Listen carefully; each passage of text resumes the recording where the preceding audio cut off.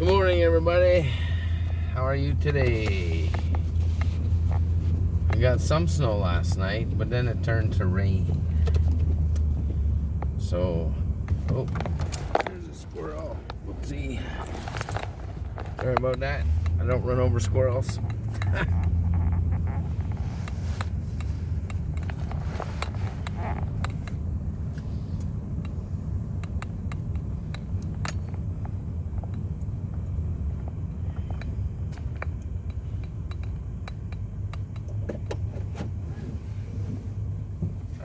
I always like to let the squirrels go by.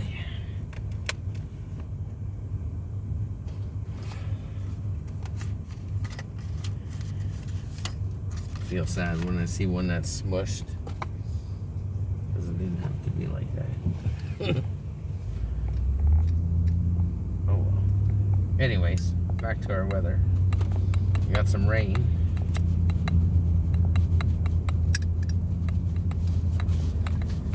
And I don't know what today's going to be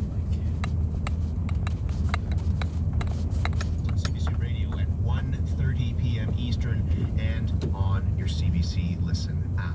The CBC News is up next, and then a really crucial aspect of learning the language for me was being able to call things by their Anishinaabe names. Animals. Yeah, animals, plants, birds, fish. Yeah. A number of schools in Canada now offer Indigenous language courses.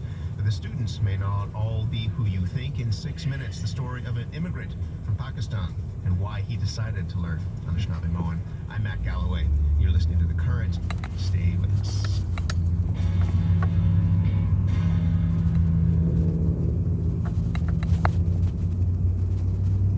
This is CBC Radio 1, 96.1 FM in Northbay.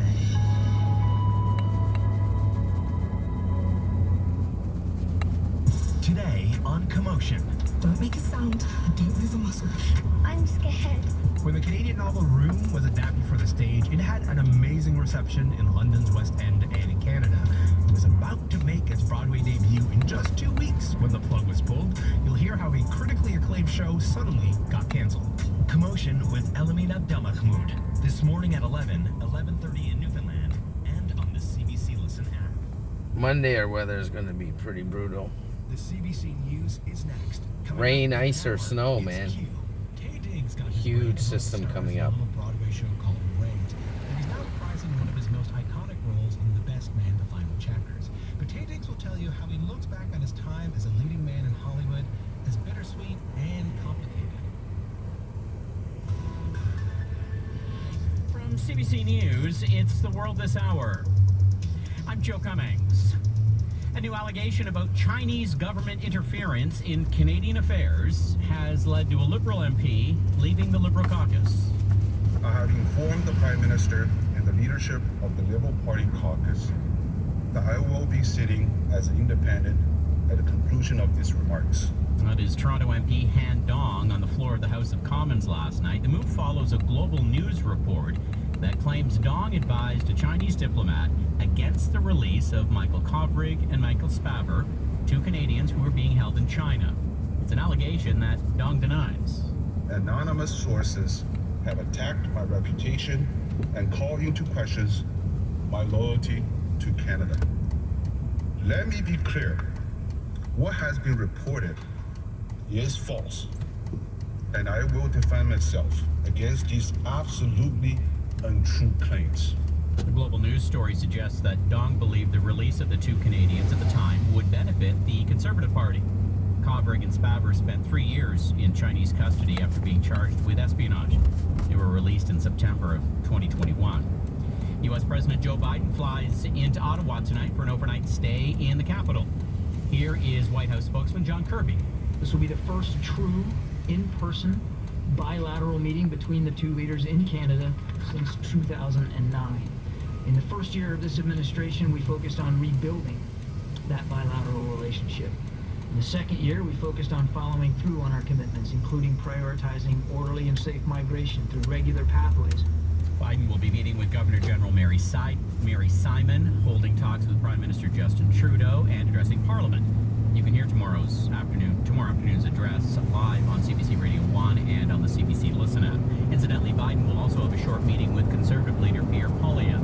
Poilievre is expected to push Biden to end his administration's Buy American policy. The CEO of TikTok is in Washington today for an appearance before a U.S. House committee hearing. The committee is looking into concerns that the social media app may pose a national security threat. Thomas Degler reports. Before his testimony on Capitol Hill today, TikTok CEO Shou-Zi Chu spoke directly to the app's U.S. users, posting a video with this warning. Some politicians have started talking about banning TikTok. Now, this could take TikTok away from all 150 million of you.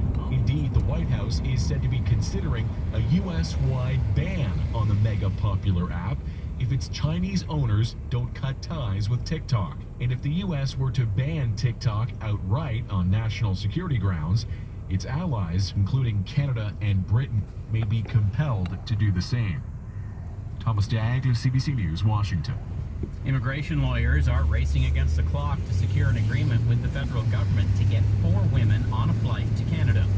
The women are being held in Syrian detention camps for the families of suspected ISIS fighters. Their children have been cleared to come to Canada, but at this point, the mothers have not. Megan Grant has more. What risk are we putting these children at if we're separating them from their mothers after being in such trauma? Calgary lawyer Faraz Bawa represents one of 4 women who were given what he calls a cruel choice by Global Affairs Canada.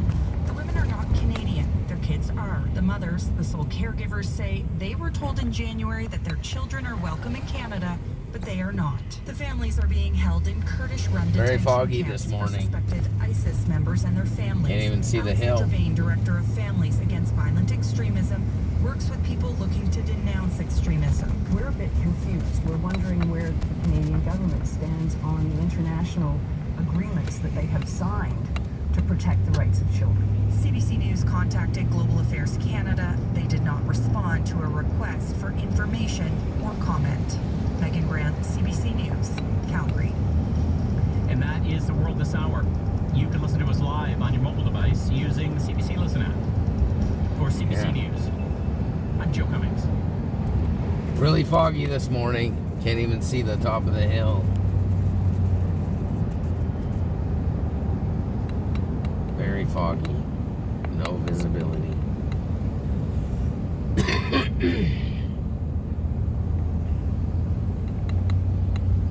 There's a road closure up by Matheson around Timmins, and that was caused by an accident.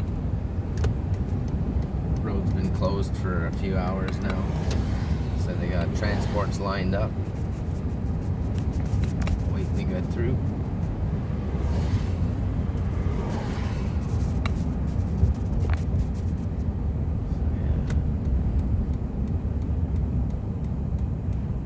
Back here's turning into quite the mess too.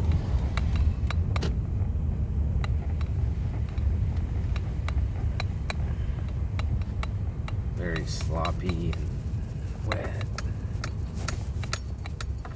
muddy. Somebody came over here. See, that's the thing. People come here and fucking whip around, do little spin outs or whatever, and just creates major ruts and shit. Fucking brutal, man. This is terrible back here.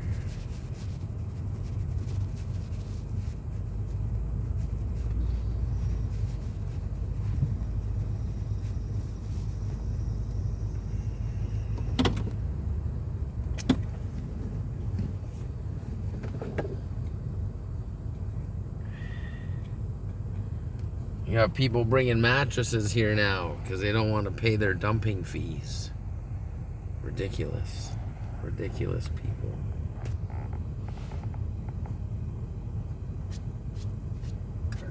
Take care of your own shit, man.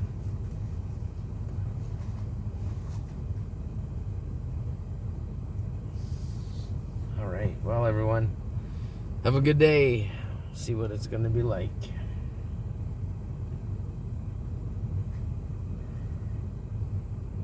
We'll see you later on if anything happens.